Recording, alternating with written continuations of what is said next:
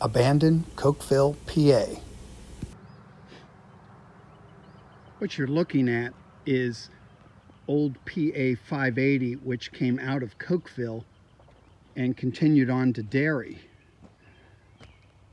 The concrete road that was only in existence for about 16 years or so as a regular road in use is still in good shape, and we might be able to head all the way down to the first bridge leading to Cokeville.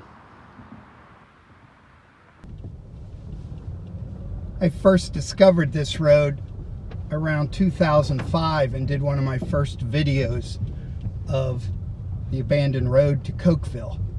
I'm going to go down for a distance here and see how far I can go easily.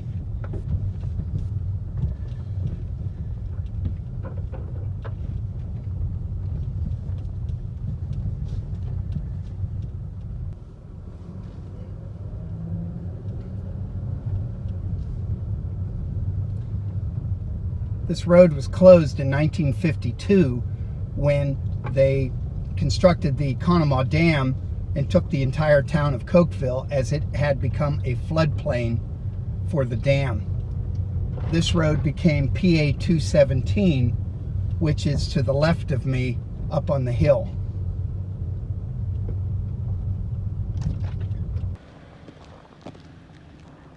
And when you get to the bottom,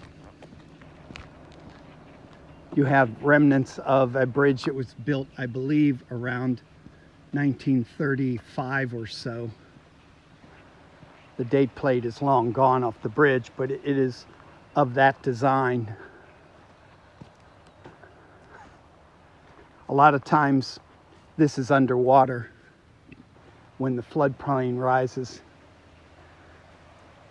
but for the most part it's still intact. We'll be leading a group of people on this journey today. This is the road leading out of Cokeville toward Derry, which is the one I just drove on.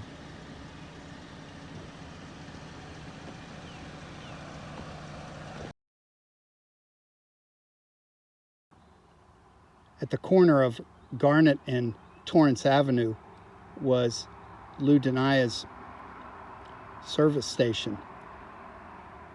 This picture was taken probably in the 30s.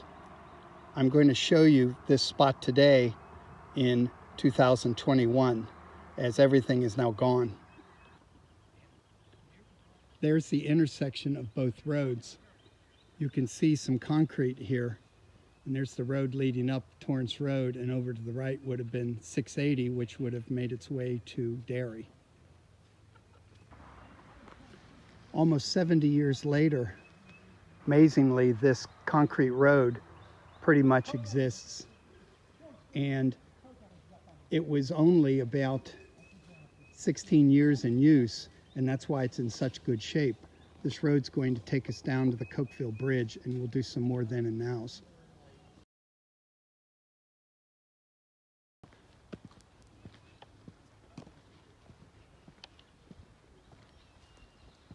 This again is Garnet Avenue, PA 580. A lot of times during the year, this is completely covered with water, as it's currently the floodplain for the Conemaugh Dam.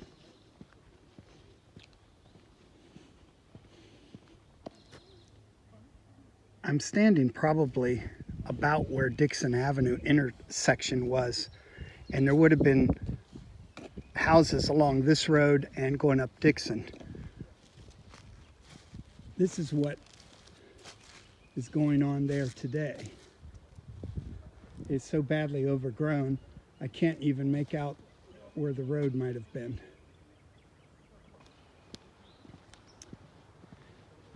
Continuing to walk toward the bridge, I'm just amazed at how clean this road is, being bypassed for about 70 years.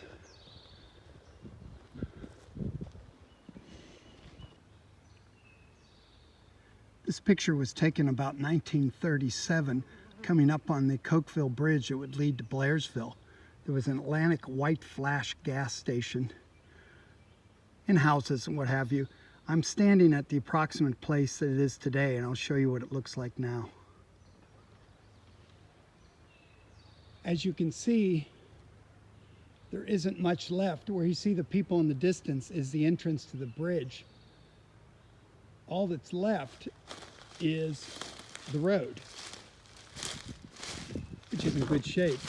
Of course, all the buildings and everything were taken out. But it's amazing how much nothing remains. You would never know that there was a town here. Looking back the other way from the bridge, you can see the Atlantic white flash gas station and other businesses. I'll show you what's there today. This is all that remains of the shot I just showed you. There would have been houses and businesses on both sides of the road here. All it is overgrown trees 70 years later.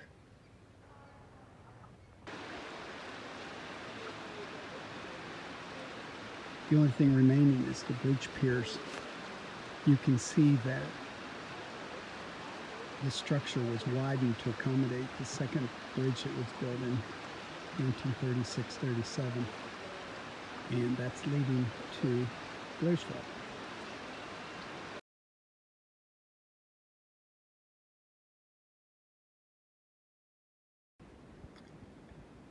There were all these offshoot streets from Garnet to the left, and you can see all the houses marked. I'll show you what's there today.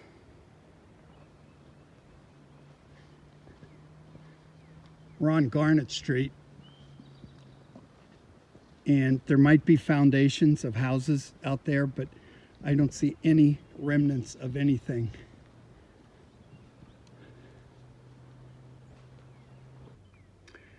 I couldn't find any traces of Dixon Avenue, but I did find what I believe is a bridge that was part of it. Here it is today. I believe this is the Dixon Avenue Bridge.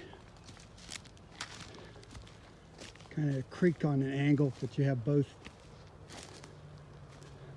sides of the bridge still intact. And then this road would have gone to Garnet.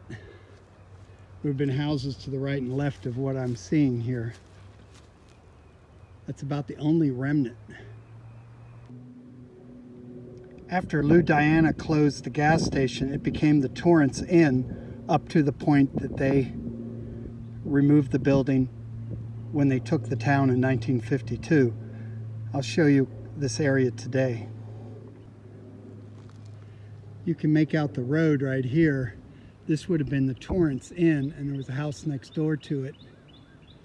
And this is Torrance Road over here. I'm going to try to drive down that to finish out the video.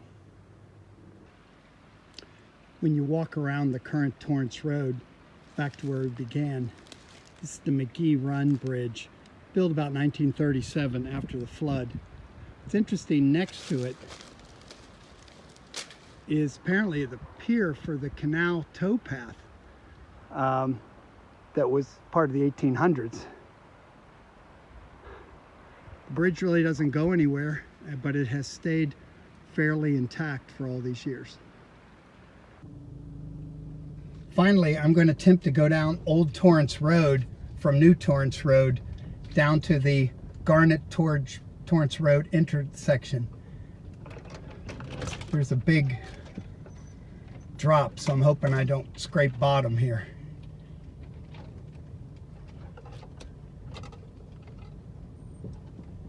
Yeah, we're good.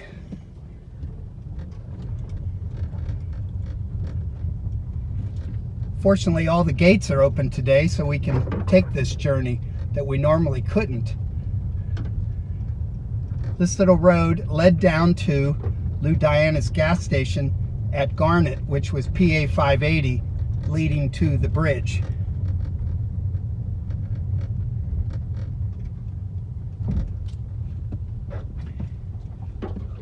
And now we're on Garnet, leading to the Cokeville Bridge. Soon after the 1936 flood in western Pennsylvania, the Conemaugh River took out the bridge that went from Blairsville to Cokeville. This was the road that you had to travel to get to that bridge. It was replaced by a pony truss bridge very quickly, which I'm going to show you in a moment, and then show you what it looks like today. This is the bridge from 1936 that they replaced the first bridge from. Unfortunately, what occurred was that the Conemaugh Dam was built in 1952, and as a result, several towns had to be completely demolished because they became the floodplain. So that pony truss bridge you just saw only lasted about maybe 16 years before the town of Cokeville was taken in 1952. There's nothing left of the bridge other than these piers.